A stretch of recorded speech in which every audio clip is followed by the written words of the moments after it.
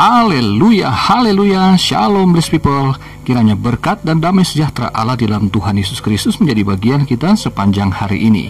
Jumpa lagi dengan saya Pendeta Theodorus dari Rumah Berkat House of Blessing dalam Renungan Kristen. Hari ini kita akan membahas tema Allah yang berkuasa atas langit. Pelajaran kehidupan, penciptaan hari kedua. Firman Tuhan terambil dari Kejadian 1 ayat 6 sampai ayat 8. Begini firman Tuhan.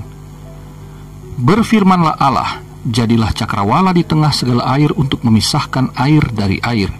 Maka Allah menjadikan cakrawala dan ia memisahkan air yang ada di bawah cakrawala itu dari air yang ada di atasnya.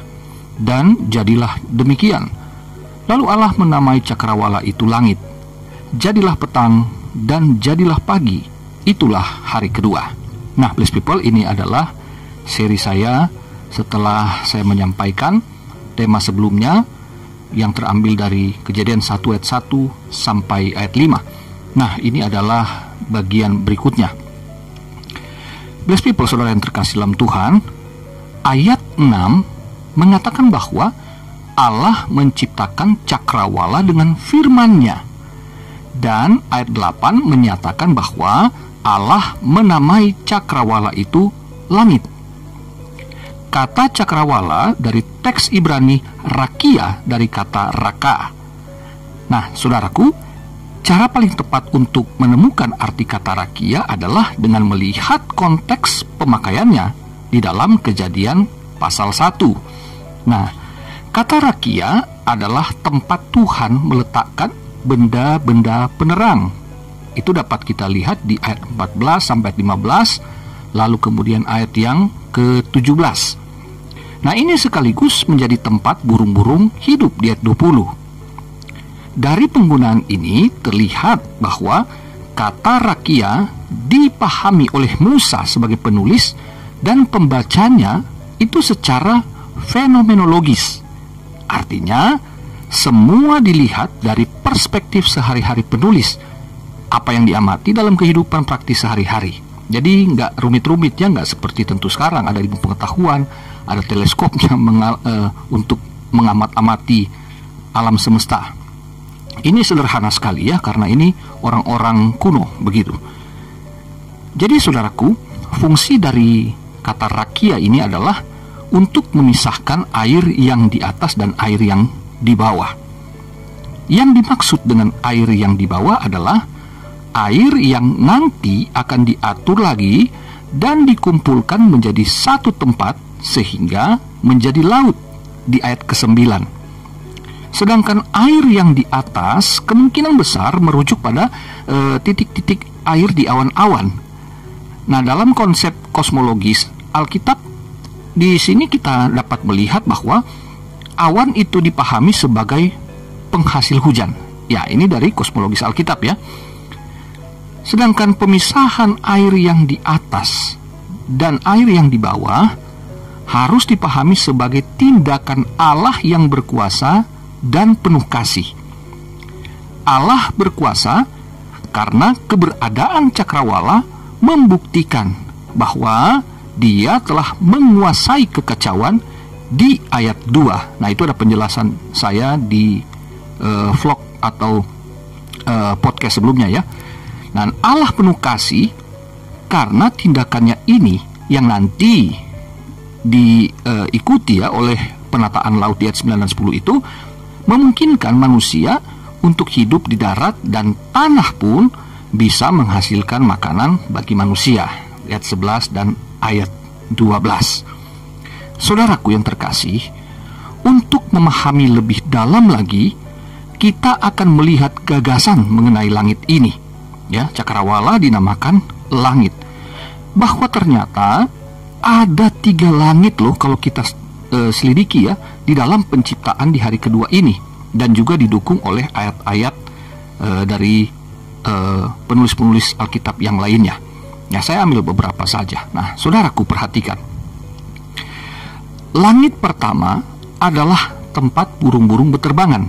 Di ayat 20 ya, itu yang bisa kita lihat ya. Burung-burung melintas ya. Bahkan ada pesawat terbang burung besi lewat gitu.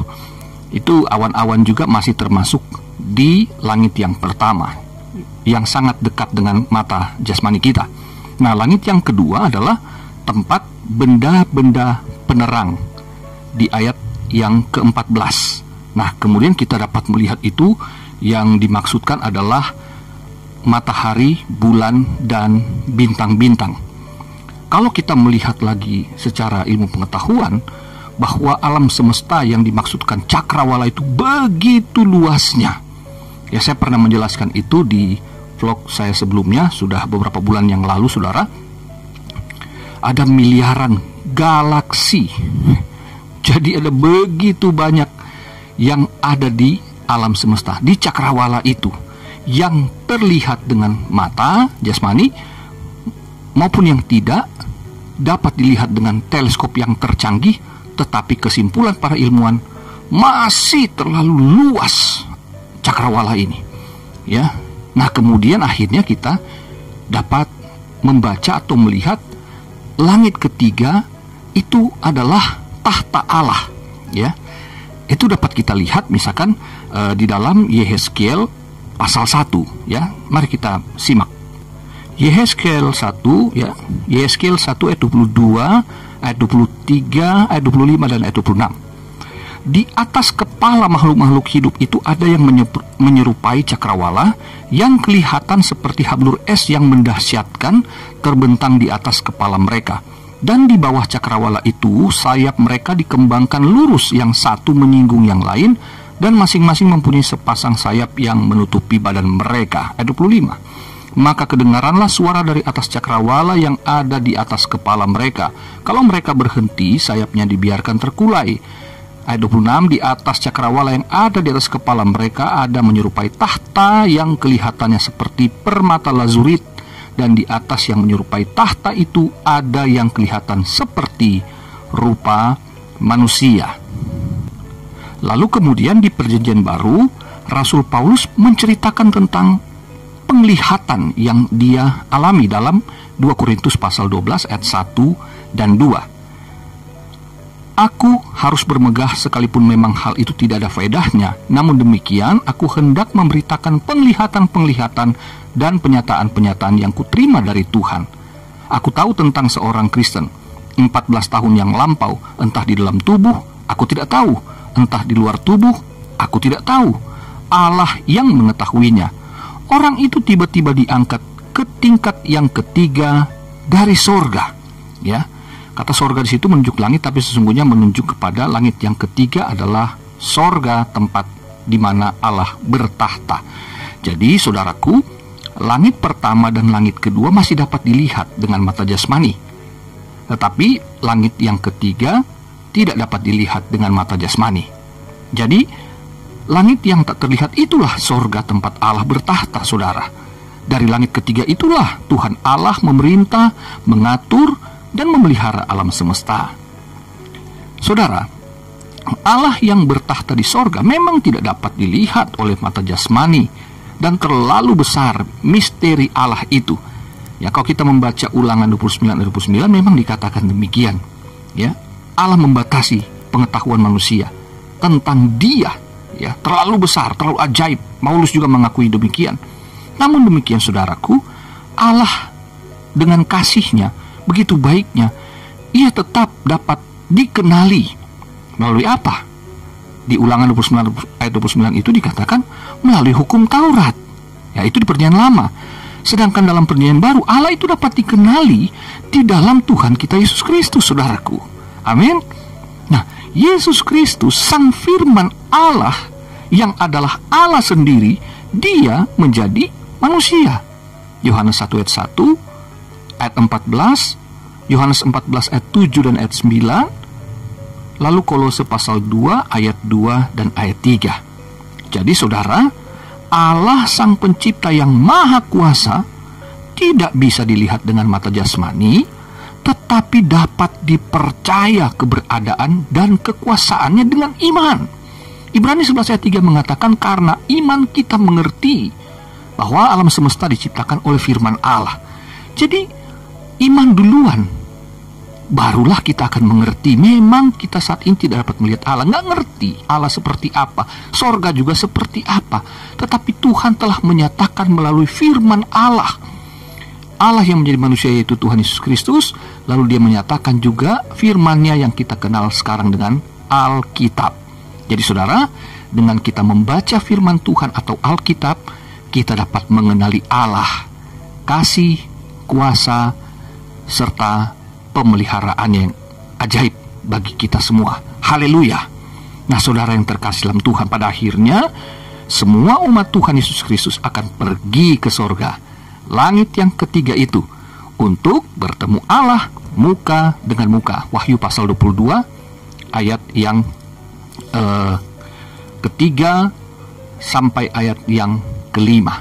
Nah saudaraku, disinilah kita dapat melihat ya, bahwa kalau kita dalam keseharian hidup menghadapi banyak tantangan, mari Alkitab mengajarkan fokuslah kepada Tuhan Allah yang di sorga sebagai pusat kehidupan para ciptaannya. Itu kata Paulus dalam Kolose pasal 3 ayat 1 dan 2. Jangan fokus pada masalah kita, pikirkan Allah melalui perenungan firman Allah, sehingga Dia akan memberikan kita hikmat, Dia akan memberikan kita jalan keluar, Dia akan memberikan kita kekuatan, Dia akan memberikan kita segala yang kita butuhkan tepat pada waktunya, sesuai dengan kehendak-Nya. Saudara yang terkasih dalam Tuhan, bahwa kita memang banyak masalah di dunia ini, tetapi kita ingat, di sorga tidak ada masalah, karena Allah bertahta di sana. Bukankah dalam hidup kita Roh Allah, Roh Kudus-Nya berdiam di dalam hidup kita? Jangan hanya berdiam, tetapi izinkan Roh Kudus itu berkuasa, bertahta, memerintah atas kita.